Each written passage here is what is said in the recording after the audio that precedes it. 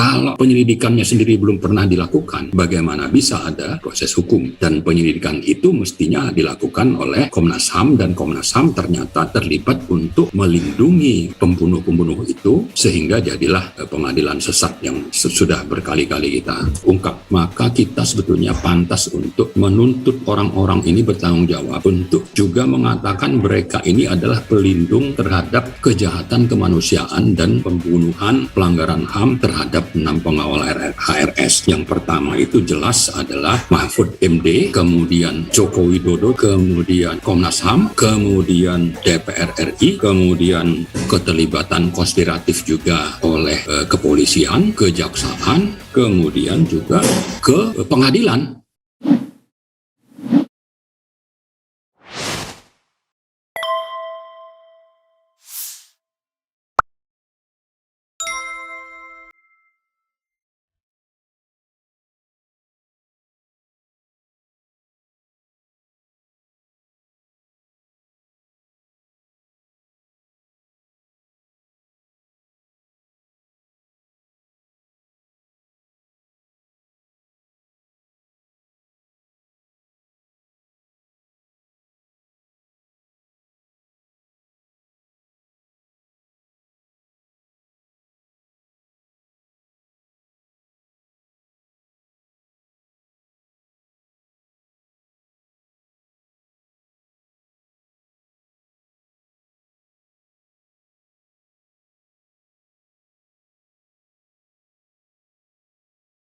Ya, terima kasih Mas Slamet. Assalamualaikum warahmatullahi wabarakatuh. Waalaikumsalam warahmatullahi wabarakatuh. Alhamdulillahirabbil assalatu wassalamu ala asyrafil anbiya'i wal mursalin wa ala alihi wa sahbihi ajmain. Amma ba'd. Ya, jadi kalau kita bicara satu paket kasus ya, seperti tadi sudah disinggung Mas Aziz, paket ini kan sebetulnya berawal dari sikap politik rezim terhadap HRS. Ada kejadian penangkapan 3 anggota BIN di Megamendung, kemudian ada pengejaran dengan surveillance yang tadi sudah disebutkan, dan itu oleh 6 mobil. Yang ini 6 mobil ini disebutkan dengan jelas oleh laporan Komnas HAM ya. Kemudian 6 mobil ini lalu punya kesempatan untuk menangkap laskar yang ada di mobil yang akhirnya mereka dibunuh, tapi mereka yang dibunuh ini memang berjasa untuk menyelamatkan HRS untuk dibunuh. Nah, setelah mungkin bisa saja ini menjadi latar belakang target politik tidak tercapai, lalu yang dapat 6 orang ini ya dendam itu ditumpahkan kepada 6 orang ini. Lalu setelah itu bagaimana menutupi? Maka sistem operasi sistematis ya yang punya struktur komando ini lalu harus menutupi bagaimana supaya kasus tidak terungkap, apalagi target tidak tercapai. Karena itulah Komnas HAM dilibatkan ya. Dengan begitu nanti Komnas HAM bisa membuat skenario lanjutan. Atas skenario lanjutan ini lalu direkayasalah siapa yang harus bertanggung jawab, maka dilaksanakanlah pengadilan sesat yang sudah kita sebutkan tadi. Jadi operasi sistematis yang punya struktur komando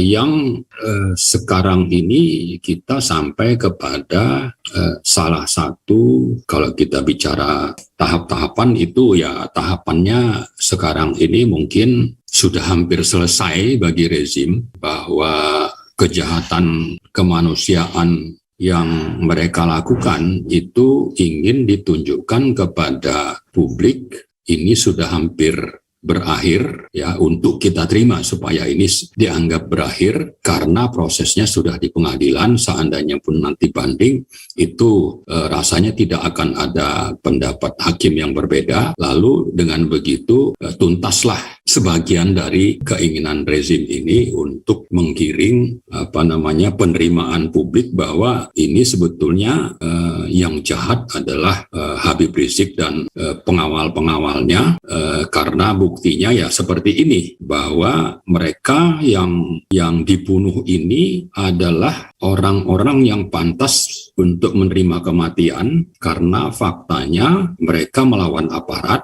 dan buktinya aparatnya dibebaskan. Mungkin itu ya secara garis besar kalau kita mau urut. Tapi ini adalah kejahatan dan rekayasa hukum sistematis yang dilakukan oleh rezim. Kenapa? Karena memang misalnya kita datang ke istana, di situ ada dua catatan penting bagi kita untuk disampaikan atau diulang lagi ke publik ya. Waktu kita dari TP3 ingin meminta pemerintah menuntaskan kasus ini. Beberapa saat setelah selesai, sorenya itu Mahfud MD bilang TP3 tidak datang dengan bukti-bukti. Jadi datang tidak punya alat bukti gitu. Ini ingin dikesankan bahwa TP3 itu punya tugas untuk mencari alat-alat bukti, padahal itu bukan tugas kita, ya kan? Nah, yang kedua, untuk menunjukkan bahwa rezim ini memang punya komitmen untuk menegakkan hukum, maka disampaikan oleh namanya, kalau nggak salah, Presiden Joko Widodo itu. Betul ya nama itu ya, Joko Widodo. Kayaknya belum berubah, Bang, masih itu. Belum ya? Mudah-mudahan sebelum 2024 berganti. Iya. Jadi si beliau ini bilang bahwa pemerintah punya komitmen untuk menuntaskan kasus ini secara adil, transparan, dan dapat diterima oleh publik. Karena itu silakan, katanya, kalau TP3 punya hasil kajian dan temuan-temuan untuk disampaikan kepada pemerintah.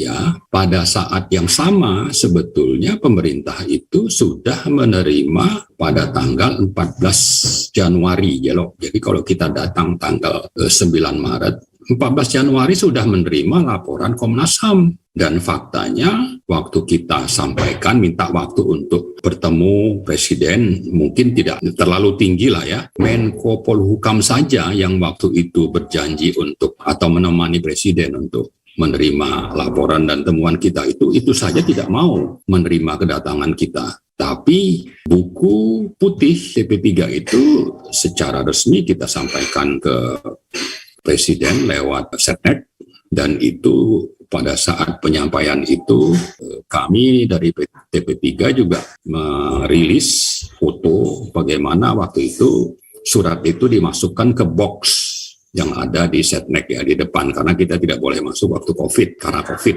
Sama juga, hal yang sama juga dilakukan. Saya menyerahkan ke sekretariat kantor Mahfud MD. Saya minta tanda terima dan itu juga kita rilis. Artinya ini, kalau bicara administratif, kita sudah menyampaikan laporan, tapi faktanya yang dijadikan oleh penegak hukum untuk memproses 2 atau 3 orang yang dinyatakan sebagai tersangka itu ya cuma laporan Komnas HAM tadi yang disampaikan tanggal 14 Januari kepada pemerintah. Karena itulah kita ingin mengulang lagi bahwa Presiden dan pemerintah itu hipokrit, atau bahasa terangnya itu munafik. Munafik bilang mau terima laporan, ternyata tidak diterima. Mau menuntaskan secara adil dan transparan dengan mempertimbangkan laporan kita, itu juga tidak dilakukan. Nah, sebaliknya laporan dari Komnas HAM sebetulnya sudah berulang-ulang kita sampaikan kepada publik dan resmi juga kepada Komnas HAM bahwa laporan tersebut yang disampaikan ke pemerintah itu hanyalah hasil pemantauan yang dilakukan sesuai dengan pasal 89 Undang-Undang Nomor 39 tahun 99 tentang HAM. Jadi yang dilakukan oleh Komnas HAM itu sama saja statusnya atau hasil kajiannya dengan yang disampaikan oleh TP3.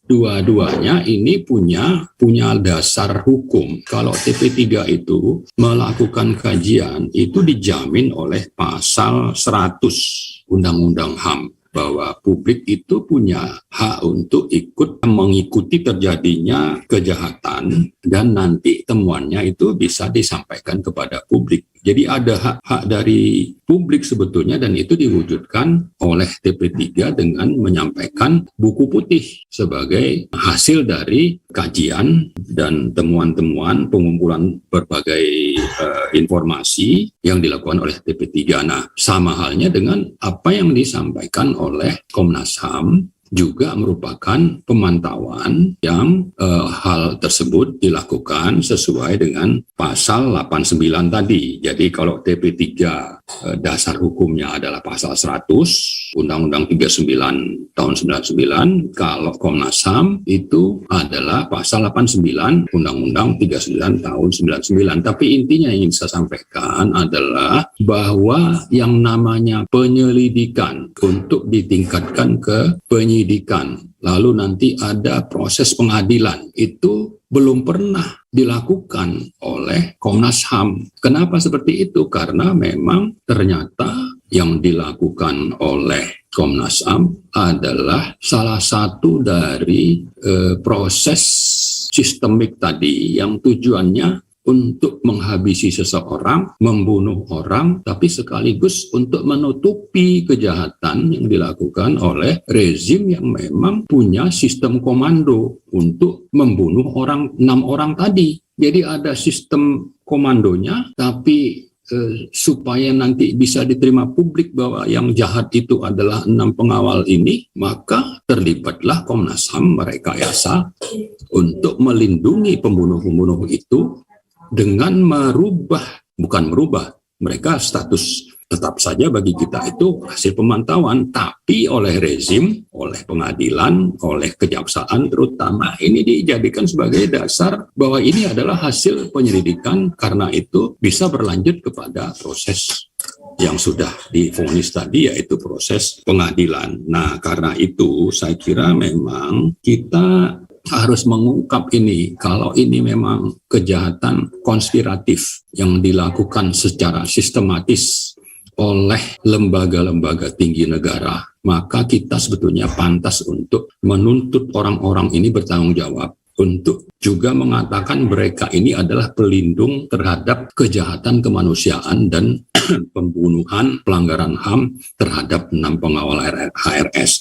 Yang pertama itu jelas adalah Mahfud MD, kemudian Joko Widodo tadi yang sudah dikonfirmasi Mas Ahmad, kemudian Komnas HAM, kemudian juga itu DPR RI. Kenapa? Karena kita juga melaporkan ke pimpinan DPR dan juga pimpinan Komisi 3. Kemudian ada keterlibatan konspiratif juga oleh kepolisian, kejaksaan, kemudian juga ke pengadilan yang ikut larut untuk membuat sandiwara ini sesuai dengan skenario sistematis yang memang dirancang agar di satu sisi ditunjukkan bahwa ini adalah sudah terjadi proses hukum yang berlaku, tapi di sisi lain ini itu tujuannya untuk publik, tapi di sisi lain dilakukanlah berbagai rekayasa dan pelanggaran hukum oleh rezim yang tadi sudah saya sebutkan tadi itu. Jadi mungkin itu garis besarnya.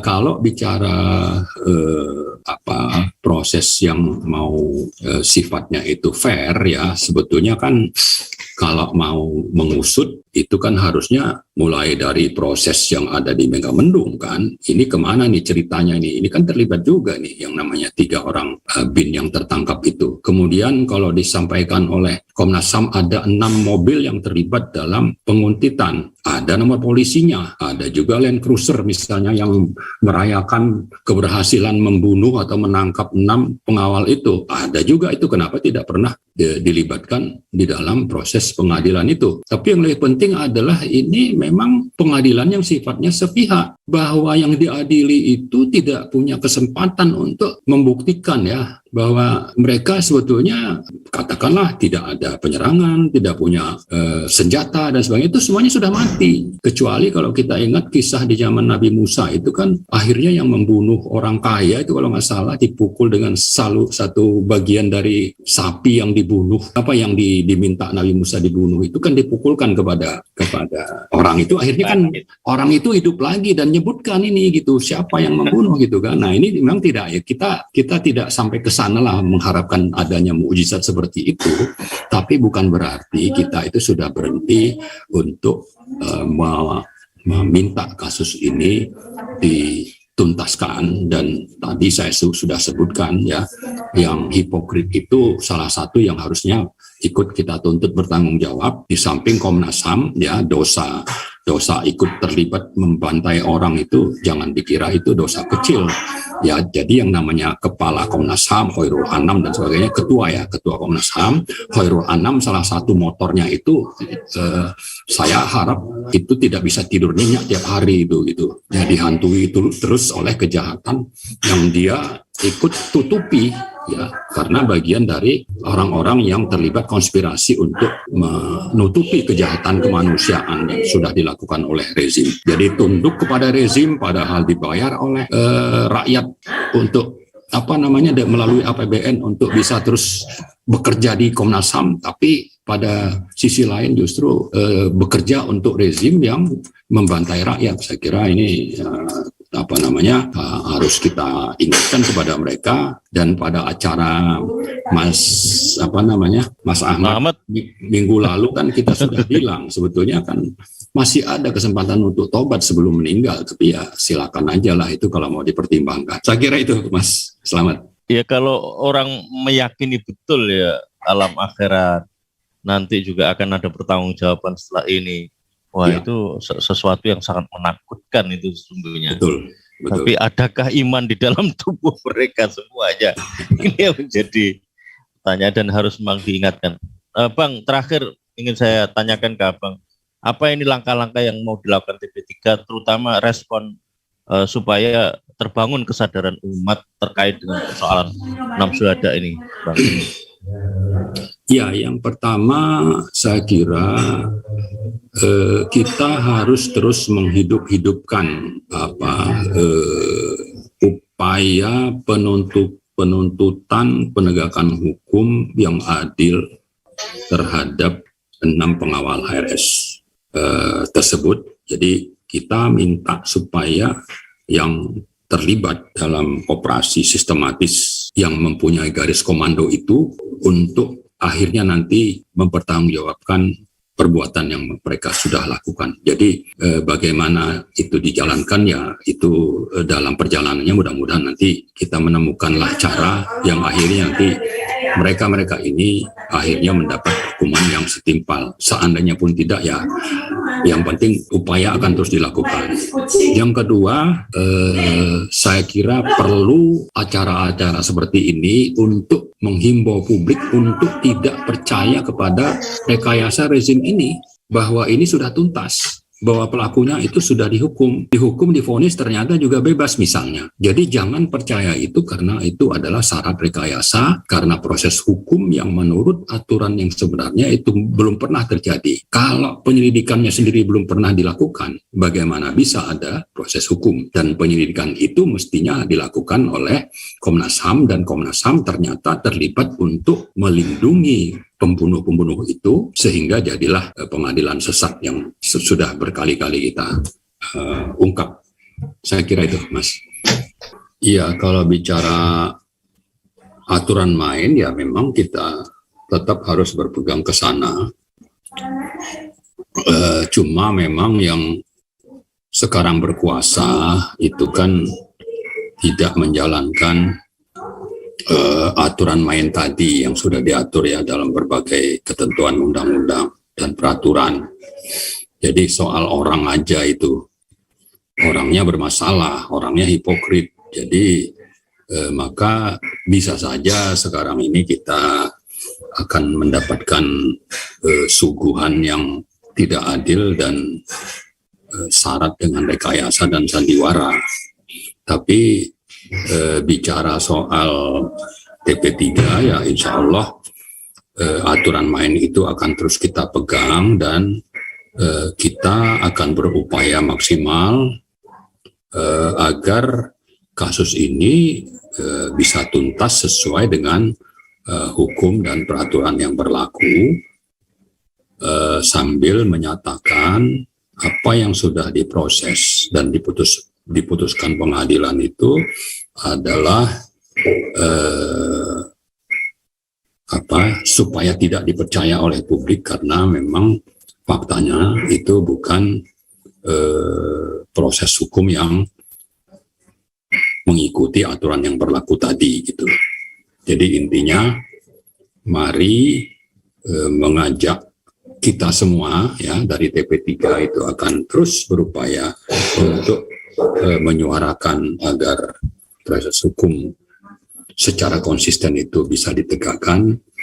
Lalu saat yang sama, kembali lagi saya ulang bahwa ini belum tuntas, yang ada itu hanya rekayasa dan kejahatan untuk menutupi kejahatan yang sesungguhnya, dan dengan begitu menghimbau publik untuk mari dukung atau minimal doakanlah kita-kita semua ini, siapapun ya termasuk dari TP3 maupun PKAD, untuk terus berupaya untuk menegakkan aturan main tadi dalam konteks amar ma'ruf nahi munkar. Mungkin itu Mas. Sekalian Dr. Marwan bisa disampaikan closing statement-nya. Ya, saya kira tadi ya kita tidak akan berhenti, kita mohon petunjuk sambil berdoa, petunjuk dari Allah bahwa yang kita lakukan ini juga dalam rangka tadi ini tugas kita sebagai manusia untuk menjalankan perintah Allah, menjalankan perintah di surah Ali Imran 103 ya, bahwa kita semua ini berkewajiban untuk kalau memang ini kemungkaran kita tidak boleh diam, dan kalau kita tidak melakukan apa-apa kita justru nanti berdosa. Itulah sebabnya kalau ditanya ya kita belum berhenti, tapi apa nanti langkah-langkahnya ya sambil jalan kita berharap Allah memberi bimbingan, petunjuk, dan berdoa juga kita ya agar kasus ini akhirnya nanti bisa dituntaskan sesuai dengan hukum yang berlaku.